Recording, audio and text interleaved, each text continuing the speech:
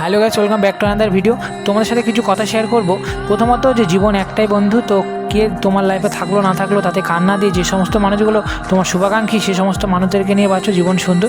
তার পাশাপাশি নিজের বন্ধু বান্ধব মানে ফ্রেন্ড সার্কেলকেও সময় দাও।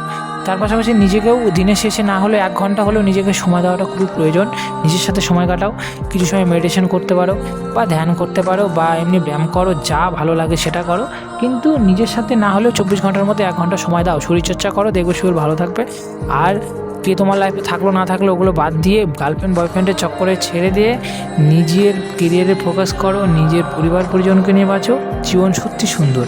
এখন যেটাকে মনে হচ্ছে যে এই মানুষটা না থাকলে আমার জীবন চলবে না, কিন্তু একটা সময়ের পর মনে হবে যে যেটা হয়েছিল সেটা ভালোর জন্য হয়েছে, আর যেটা হবে সেটা ভালোর জন্য হবে। বিধাতা আমার জীবনে যতটুকু লেগেছে খুব ভালো লেগেছে, যা হচ্ছে সব ভালোর জন্য হচ্ছে। এটা যখন মাথায় রেখে চলবে তখন দেখবে কোনো ধরনের সমস্যাকে আর সমস্যা মনে হবে না।